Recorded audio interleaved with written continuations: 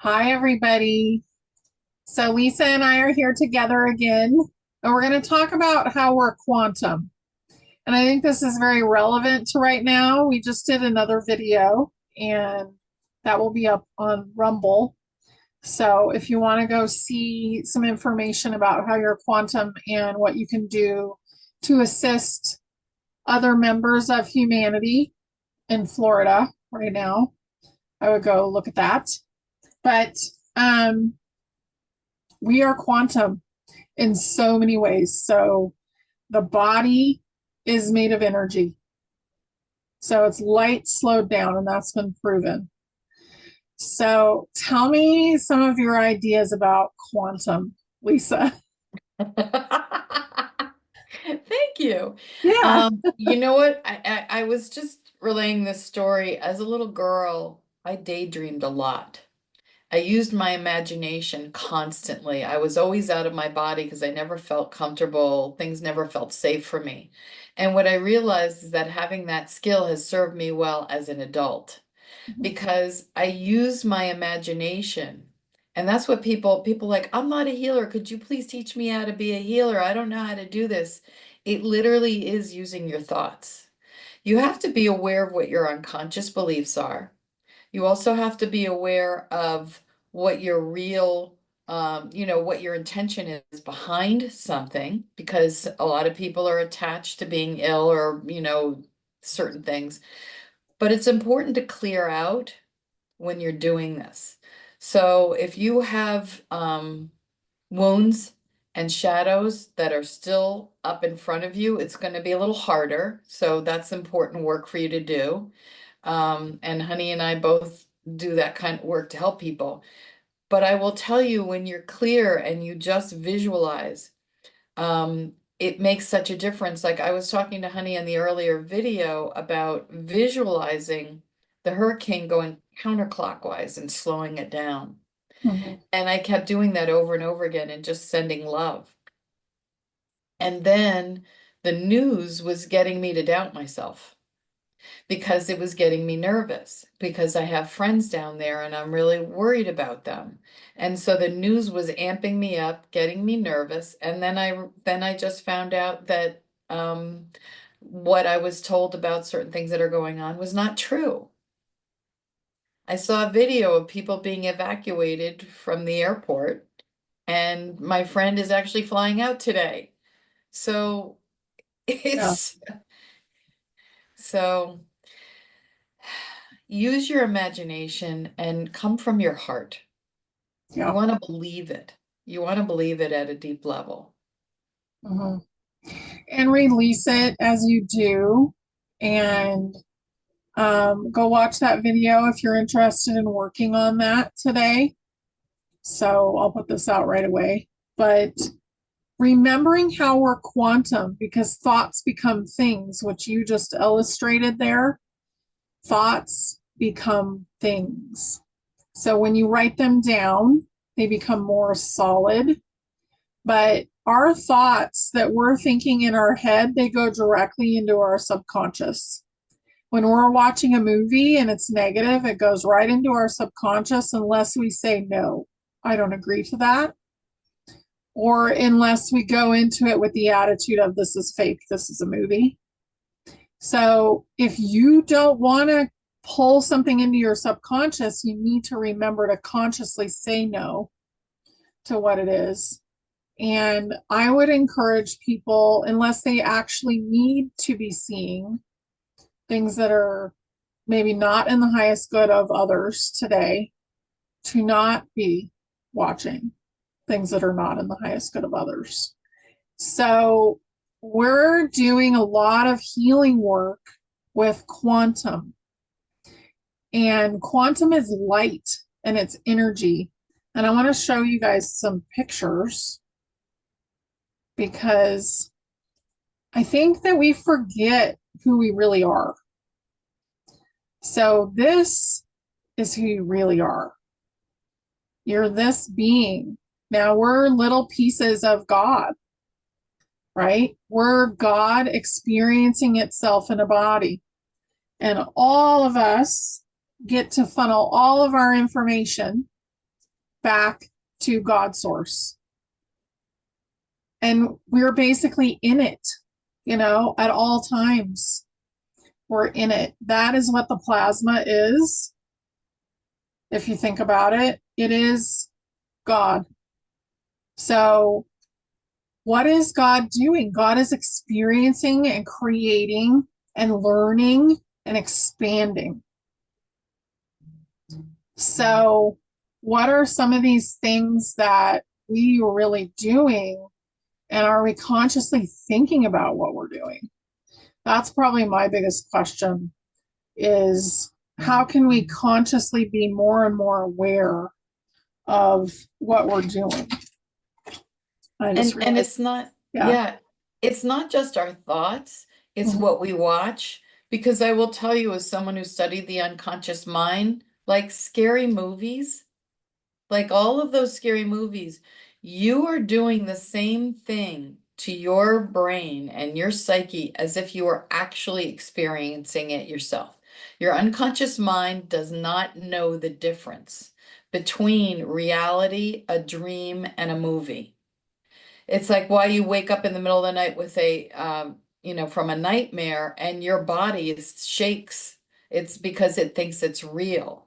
Your body is reacting. So it's very important to stay light, watch comedies, and not get sucked in. And I'm guilty of it. I was sucked in earlier and just saw something that wasn't true.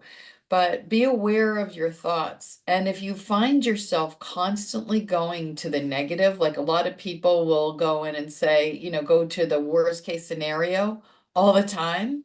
mhm, You want to look at why am I doing that? What is that self-talk and why am I putting myself down, putting other people down? What is that belief that you have that you feel the need to do that? And when I find people around me who are doing that, I need to be away from them. yeah. When someone's in a bad mood and they're around me, I have a roommate and we joke around and I always say, "Hello, Miss Krabby Pants, what's up today?" And she just starts laughing and I make it humorous because I don't want to yell at her, give her a hard time. She's just feeling that way. Mhm, But I also try to lighten the mood and she cracks up and she loves it. So use humor when you can and try and shift your thought process and try and figure out where is this coming from? Was this how your parents spoke to you?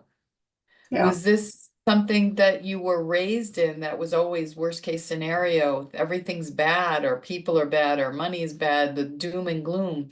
If you're conditioned with that, it's something to really look at and release. yeah. It really is so important to love you, love yourself, and to let go of all the stuff that is keeping you from loving yourself. And that includes your body, because your body is your car while you're here. It's your spaceship, it's your vehicle, it's your vessel. And I think the whole idea of thinking that the body is a meat suit was a really that was a thought form that was planted to basically not help people at all. And No. yeah, so making friends with your body, loving your body, caring for your body and your human psyche, as well as your soul, all that stuff's like so important right now because we are the ones creating everything here. You're Yeah. creating your own life and your own reality, but you're also helping the collective create. Yeah, and here's something that I hope is helpful. First of all, I have a friend who used to say when that she'd be arrested for assault and battery if a police officer heard what she said to herself in the morning when she looked in the mirror. I mean, we can pick ourselves apart, being on Zoom all day long, it's like, oh, there's another wrinkle.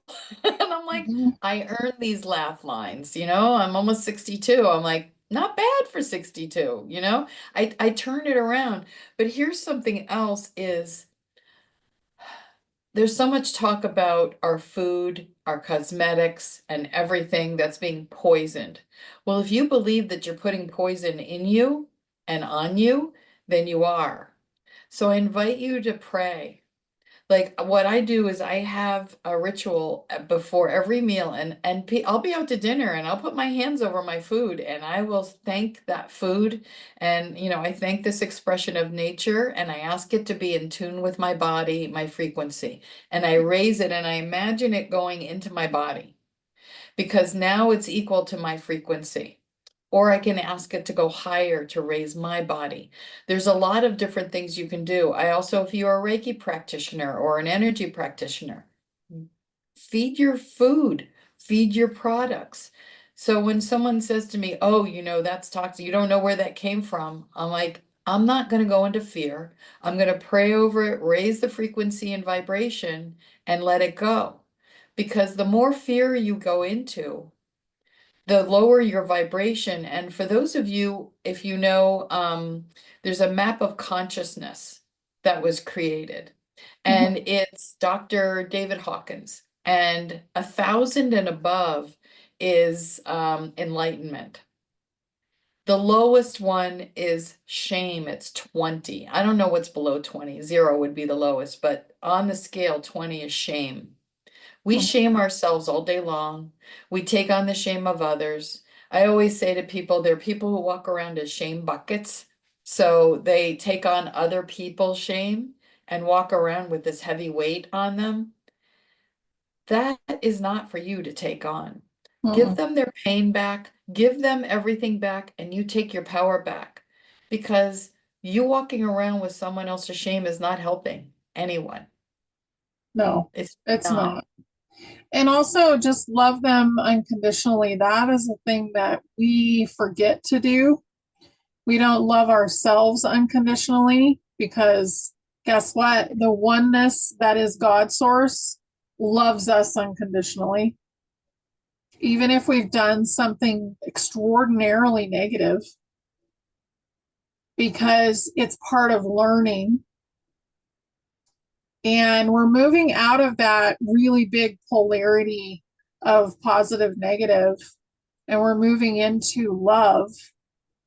So getting over all of that worry about this person did that, I did this, and not forgiving yourself is a massive thing. And that's one of the things that we practice. And we'll put our link below. But the forgiveness factor is huge. And there's a fly in here. We really need to think about that. Have you gone to the depths of yourself and forgiven yourself for some of the things that you may not be proud of? Because not only do you need to forgive your soul, but you also need to forgive your inner child, and your inner child needs to forgive your soul. So there's all these factors going on. Here's something that I talk to people about that always makes them think twice. What if you contracted for these things to happen? What if before you came in, you chose that you were going to cause harm to someone for their soul's growth, that you both had an agreement? Would you be punished by God for that? So when things happen or someone does something, I always say, what has this person just done for me, not to me? Because I don't want to be in victim. I spent a lot of time in victim. I know it well. It's not pretty. And when I finally started to realize that people were doing things for me to prepare me for other times in my life when I needed those skills, when I needed to be stronger. And so now I thank them and bless them. Mhm, So when I go into that place, I go into a place of forgiveness, not thanking them for what they did to me because it's not okay what happened in my human form, but it's about letting go so I don't carry it. And by letting go of it, it frees everything up. And I use this metaphor of a highway. And when we are angry and when we have resentment, we're literally putting boulders in our way and we are blocking ourselves. I tried for 15 years to write a book. And when I forgave two people, two significant people in my life who hurt me badly, I have people who are angry at me for forgiving them. And I forgave them. And then the title to my book came, and I wrote my book, and it went bestseller in a week. So these are the kinds of miracles that can happen when you agree to forgive. And it's not forgiving here. Mhm. Because when I ask someone, did you forgive them? I forgave them. No, you didn't. If you're still being triggered by them, you did not forgive them because forgiveness is neutral. It's Mhm. gone. It's not there anymore. So if you still feel anger and you still feel resentment, and when you think about them, you have not forgiven them. Yeah, absolutely. So it's about getting into the deep spaces that are within your own consciousness. And it's something that I learned how to do a while ago, but I was doing it for myself. And now I'm helping others do it. And Lisa is helping others do it. And we're also doing it together. And anything you can do for yourself that is going to help clear things out that have been holding you back, that's self love.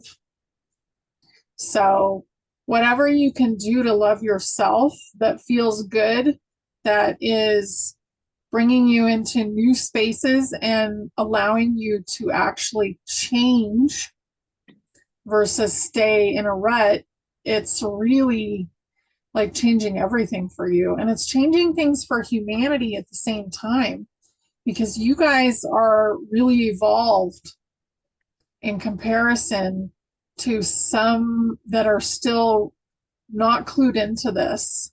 Like you're pretty clued in comparison to some who are taking longer.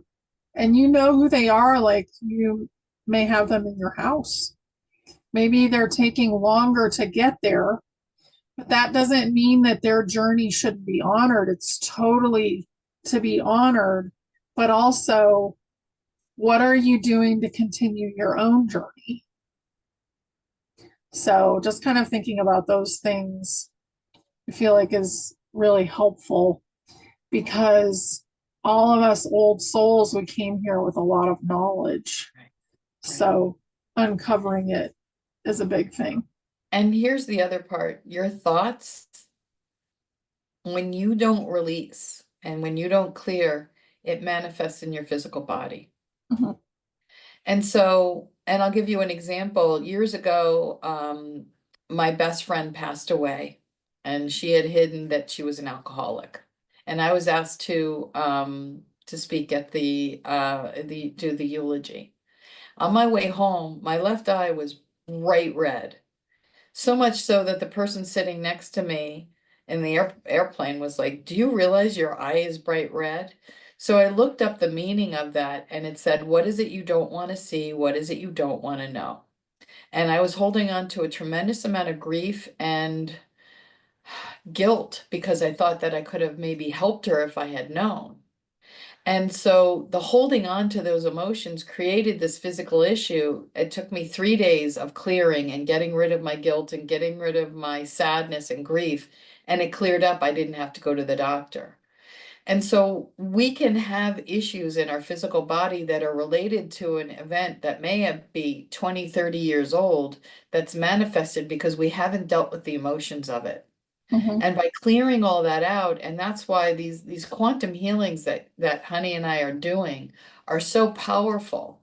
And I'm finding even when I do them with Honey, because I do them individually, but when I do them with Honey, the past couple, I'm like, damn, I'm sick again. But my old wounds were upper respiratory my whole childhood, up through a couple of years ago, where I was having chronic ear, sinus, and bronchitis. And then they stopped. And then when I started doing these healings, all of a sudden I'm down again. I'm like, wait a minute, what's going on?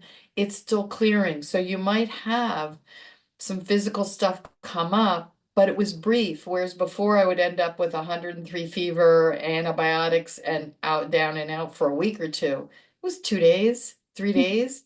And I'm like, that was pretty cool to get. and I feel different afterwards. And not everyone has those kinds of experience. Some people just go into euphoria. Some people might have stomach disruption a little bit or a headache, and then it goes away. It doesn't last long. Mm. Well, and it's cellular memory release. Right, right. So I had a friend who we used to drink Kangen water, and Kangen water is like a special electrified single file aligned water, right? Very expensive machine. So she got me into it and she was drinking it. And what it does is it clears the cell. So the cells get kind of gunky, kind of hard, actually. And the cells begin to soften and they begin to allow liquid, the right kind of liquid, into them again. And as that happens, it clears things.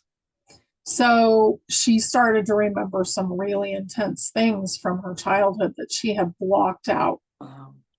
So we're clearing things as we go. And that's why we only do one thing at a time, because we don't want to overwhelm the body, because the body is how we're here.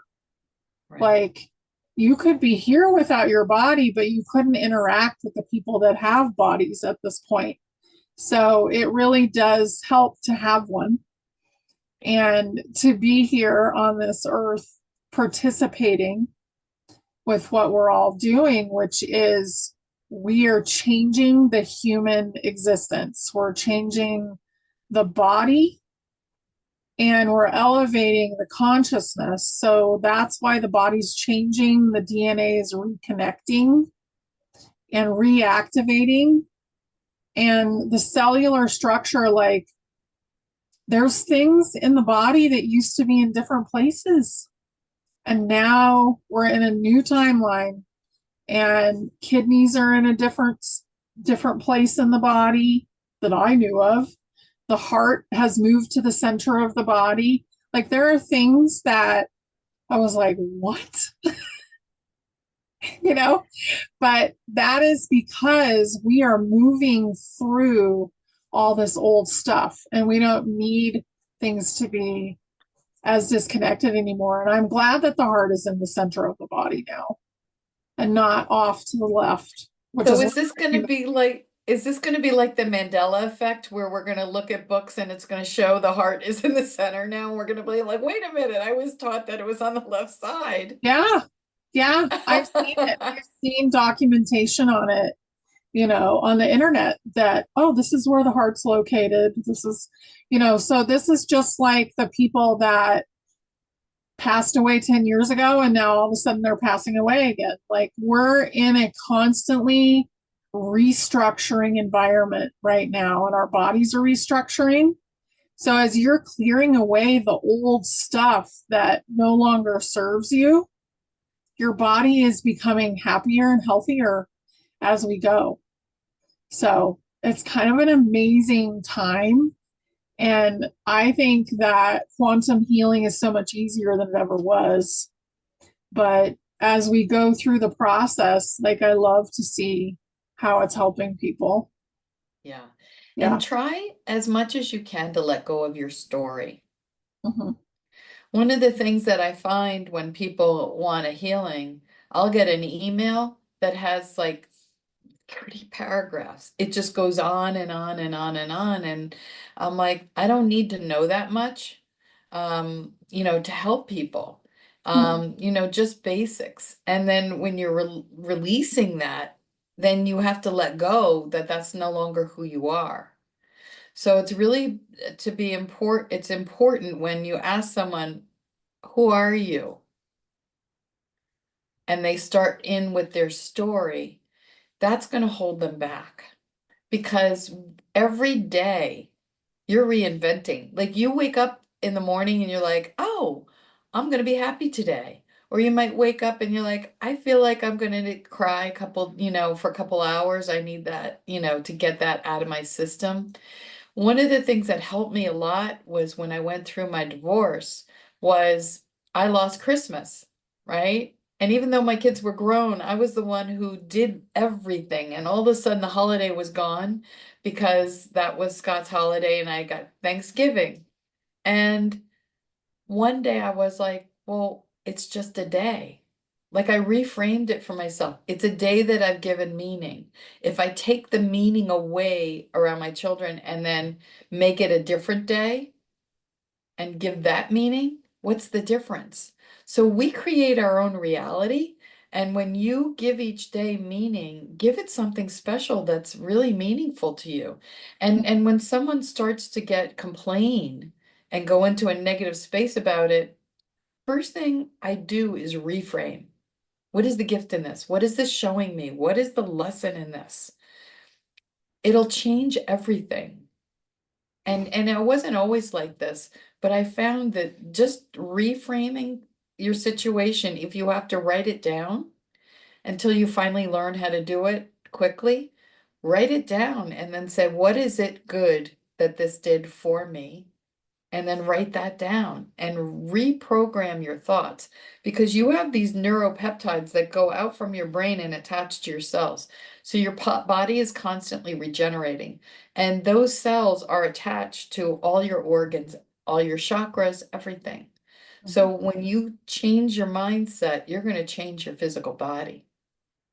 Yeah, absolutely. And every single cell in your body has been replaced every 7 years. So we really don't have to age at all. Yeah.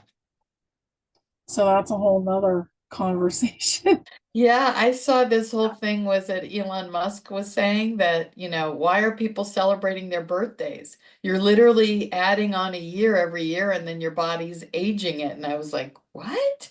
That was fascinating. Yeah. Yeah, he's been bringing up a lot of stuff about programming. Yeah. Yeah. So, anyway, I'm glad we got to have this chat about quantum and remembering that you're quantum, like you're made of light, your body is made of light, it's just slowed down. And also remembering that you're carrying a human consciousness and a soul inside this body. And how amazing is that? So we have not had a soul that's totally downloaded into the body until now.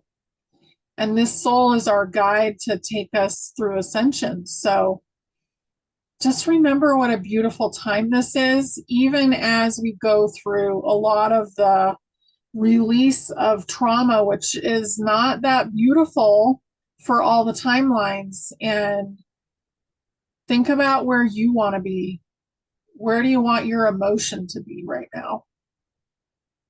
So before we go, I just want to remind everyone, for those people who are interested in the quantum healing, Honey and I are going to do one on October 25th. Mhm. And we're offering two times. And please check the time zones because we don't want to have anyone have any problems. But was it 12 o'clock Eastern and 4 o'clock Eastern time, I think. We'll double check. Yeah, I don't want to swear to that because it may be 11 and 4.